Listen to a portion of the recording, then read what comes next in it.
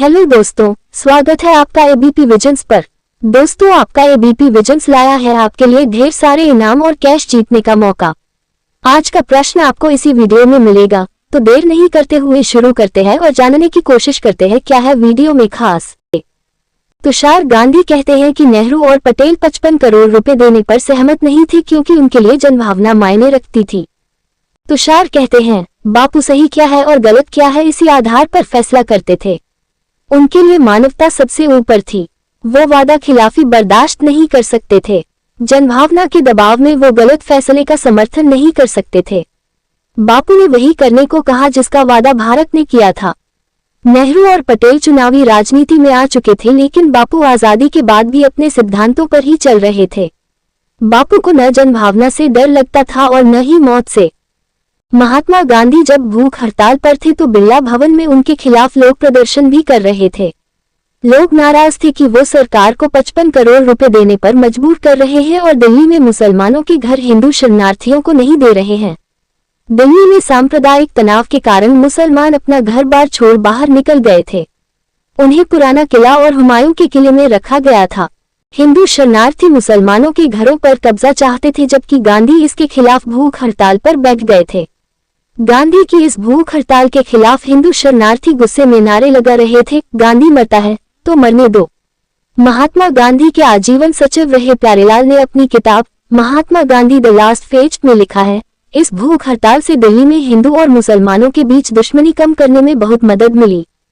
18 जनवरी 1948 को एक शांति समिति बनी। महात्मा गांधी को भरोसा दिया गया कि मेहरौली में सूफी संत कुतुबुद्दीन बख्तियार काकी का उर्स हर साल की तरह मनाया जाएगा। मुसलमान दिल्ली के अपने घरों में जा सकेंगे। मस्जिदों को हिंदुओं और सिखों के कब्जे से खाली कराया जाएगा। मुसलमान इलाकों को अवैध कब्जों से छुड़ाया जाएगा। डर से जो मुसलमान अपना घर छोड़कर भागे हैं, उनके वापस आने पर हिंदू आपत्ति नहीं जताएंगे। इन आश्वासनों के बाद महात्मा गांधी ने 18 जनवरी को दोपहर 12:45 बजे मौलाना आजाद के हाथ से संतरे का जूस पीकर भूख हड़ताल खत्म की। इसके बाद हिंदू महासभा के मंच तले एक बैठक हुई। इस बैठक में भारत सरकार को पाकिस्तान को 55 करोड़ रुपए देने पर मजबूर करने और हिंदू शरणार्थियों को मुसलमानों के घरों में नहीं रहने देने की तीखी आलोचना की। इस बैठक में महात्मा गांधी के खिलाफ आपत्तिजनक शब्दों का भी इस्तेमाल किया गया। उन्हें तानाशाह कहा गया और उनकी तुलना हिटलर से की गई। 19 जनवरी को हिंदू महासभा के सचिव आशुतोष लाहिड़ी ने हिंदुओं को संबोधित करते हुए एक पर्चा निकाला। पुलिस की रिपोर्ट बताती है कि मुसलमानों के अधिकारों की रक्षा को लेकर महात्मा गांधी की भूख हड़ताल से सिख भी नाराज थे। सिखों को भी लग रहा था कि गांधी ने हिंदू और सिखों के लिए कुछ नहीं किया। पुलिस की रिपोर्ट के अनुसार दूसरी ओर मुसलमानों ने 19 और 23 जनवरी को 2 प्रस्ताव पास करके कहा कि गांधी ने उनकी निस्वार्थ सेवा की है। गांधी की हत्या की पृष्ठभूमि में ये घटनाएं तात्कालिक कारण रहीं। 17 से 19 जनवरी के बीच गांधी की हत्या की साजिश रचने और हत्या करने वाले दिल्ली ट्रेन और फ्लाइट से आ चुके थे। ये दिल्ली के होटलों और हिंदू महासभा भवन में रह रहे थे। 18 जनवरी 1948 को कुछ षड्यंत्रकारी शाम में 5 बजे बिरला भवन में महात्मा गांधी की प्रार्थना सभा में शामिल हुए।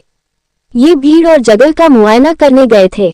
19 जनवरी को हिंदू महासभा भवन में इनकी बैठक हुई और महात्मा गांधी की हत्या का पूरा खाका तैयार किया गया।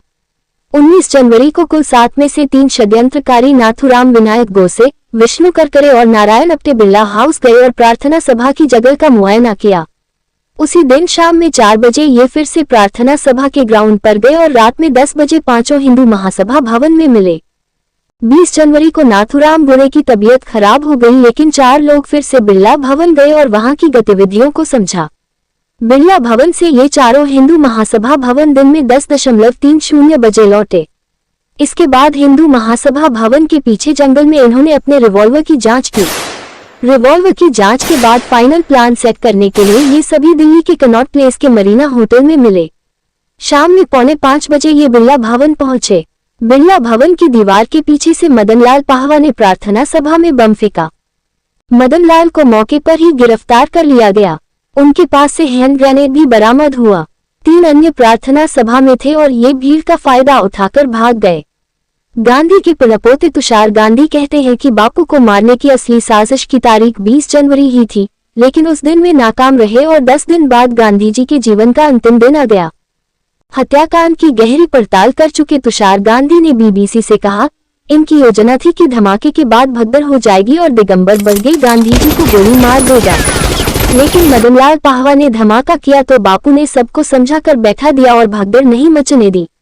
ऐसे में दिगंबर बरगे को गोली मारने का मौका नहीं मिला और वहां से भागना पड़ा। उस दिन गोली मारने की जिम्मेदारी बरगे को मिली थी। अगर 20 जनवरी को वे कामयाब होते तो हत्यारा गोसे नहीं बल्कि दिगंबर बरगे होता। हत्या के दो मुख्य दोषी नाथुराम गोसे और नारायण अप्टे उसी दिन दिल्ली के मुख्य रेलवे स्टेशन से ट्रेन से इलाहाबाद, कानपुर होते हुए बॉम्बे भाग गए। ये 23 जनवरी की शाम में बॉम्बे पहुंचे। तीसरे नाथुराम गोसे के भाई गोपाल गोसे उस रात दिल्ली के फ्रंटियर हिंदू होटल में रुके और 21 जनवरी की सुबह फ्रंटियर मेल से बॉम्बे के लिए निकल गए। चौथे विष्णु करकरे 23 जनवरी की दोपहर तक दिल्ली में ही रहे और दोपहर बाद वो भी ट्रेन और बस बदलते हुए 26 जनवरी की सुबह कल्याण पहुंचे। दिगंबर बरगे और शंकर किस्टिया 20 जनवरी को बॉम्बे एक्सप्रेस से कल्याण के लिए निकले थे और 22 जनवरी की सुबह पहुंच गए थे। उसी दिन ये पुणे के लिए निकल गए थे। इस तरह हत्या में शामिल लोग दिल्ली से भाग गए और किसी का पता भी नहीं चला। 20 जनवरी को बम फेंकने की खबर अगले दिन अखबारों में छपी। Times of India, the statesman, Bombay Chronicle में ये खबर बैनर शीर्षक से छपी। तब टाइम्स ऑफ इंडिया से एक पुलिस इंस्पेक्टर ने कहा था, बम शक्तिशाली था और इससे कई लोगों की जान जा सकती थी। हैंड ग्रेनेड महात्मा गांधी को मारने के लिए था। बॉम्बे क्रॉनिकल में रिपोर्ट छपी कि मदनलाल पाहवा ने बम फेंकने का गुनाह कबूल लिया है और कहा कि वो महात्मा गांधी के शांति अभियान से खफा है, इसलिए हमला किया। मदनलाल पाहवा से पहले बिरला भवन में ही पूछताछ हुई। उसके बाद संसद मार्ग पुलिस स्टेशन ले जाया गया। पाहवा से पुलिस के सीनियर अधिकारियों ने पूछताछ की और उसने बयान दिए। पाहवा के बयान को लेकर पर्याप्त विवाद भी हुआ। पाहवा ने करकरे का नाम लिया था और साथ में ये भी बताया कि वो और उसके बाकी साथी दिल्ली में कहाँ रुके थे।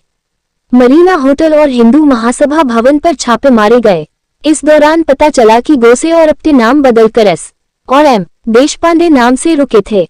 इस छापे में हिंदू महासभा के कुछ दस्तावेज भी बरामद हुए। 21 जनवरी को 15 दिन के रिमांड पर पाहवा को लिया गया। संसद मार्ग पुलिस थाना से पाहवा को सिविल लाइंस लाया गया और 24 जनवरी तक पूछताछ चली। अपने बयान में पाहवा ने हिंदू राष्ट्र अखबार के मालिक का नाम लिया, लेकिन अग्रणी अखबार के संपादक का नाम नहीं लिया, जिसके संपादक नाथुराम गोसे थे, मालिक थे नारायण अप्टे। 23 जनवरी को मरीना होटल के एक कर्मचारी कालीराम ने दिल्ली पुलिस को कुछ कपड़े सौंपे, लेकिन पुलिस इनका जांच में इस्तेमाल करने में नाकाम रही। 25 जनवरी को पाहवा को बॉम्बे पुलिस बॉम्बे ले गई और 29 जनवरी तक पूछताछ होती रही, लेकिन इसका कोई फायदा नहीं हुआ। 27 जनवरी को गोसे और अप्टे बॉम्बे से दिल्ली के लिए निकल गए।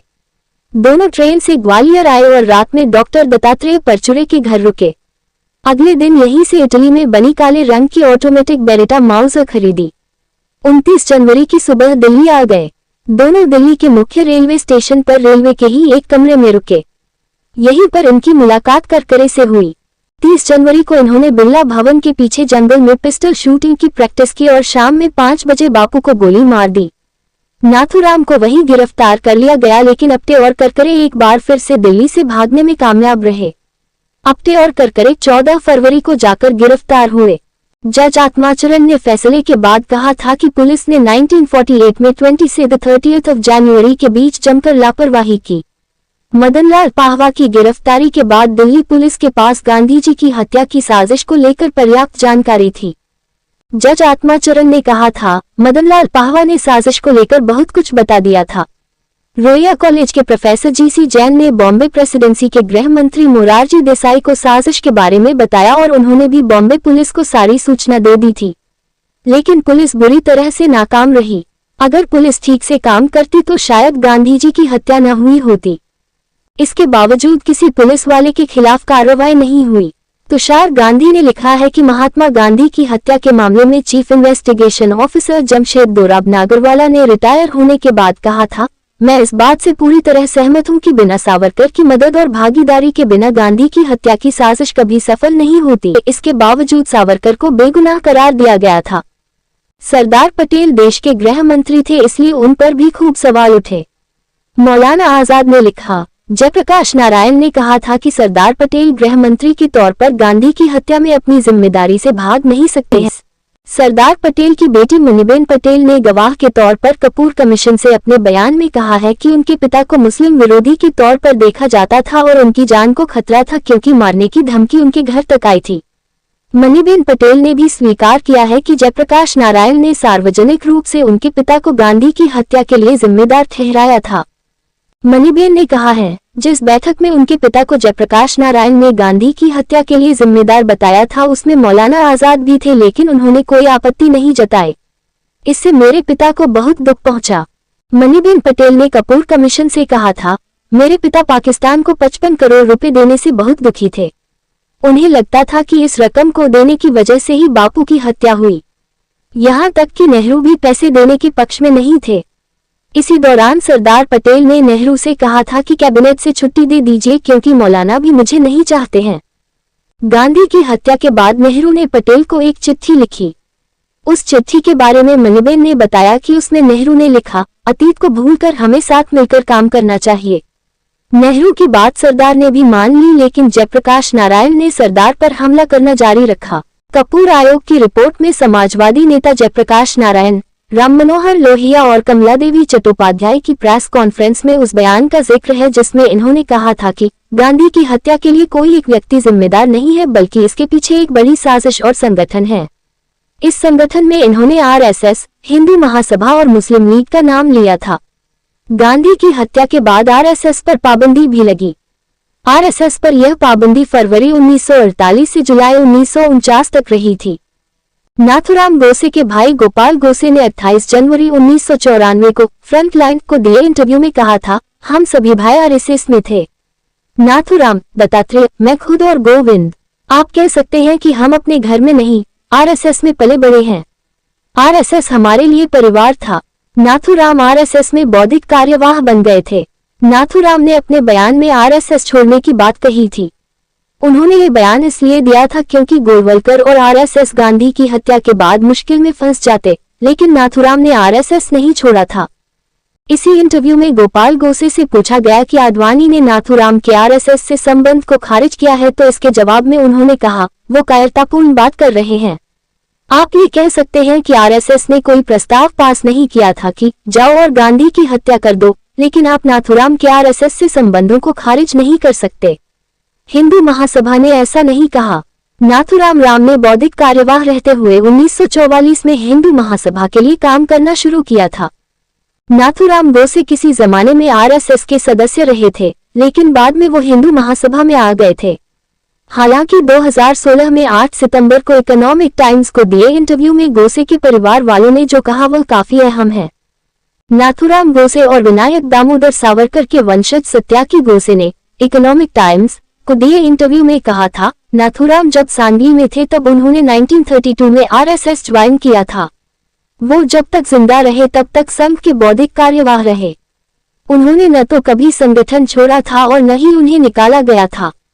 महात्मा गांधी ने कहा था कि वे 125 साल तक जिंदा रहना चाहते हैं। हत्या से करीब 6 साल पहले यानी 72 की उम्र में बापू ने अपनी ये तमन्ना जाहिर की थी। उनका जीवन अचानक खत्म कर दिया 37 साल के मराठी ब्राह्मण नाथुराम गोसे ने। जब गांधी की हत्या हुई तो वे 78 साल के थे। तो दोस्तों, अब वक्त है आज के सवाल का। तो आज का सवाल है, जब गांधी जी की हत्या हुई तब वो कितने साल के थे? तो देर मत कीजिए, तुरंत इस आसान से सवाल का जवाब दे। आपको हमारा वीडियो पसंद आया है तो वीडियो को लाइक करें, चैनल को सब्सक्राइब करें और बेल आइकॉन को दबाना मत भूलिएगा। धन्यवाद।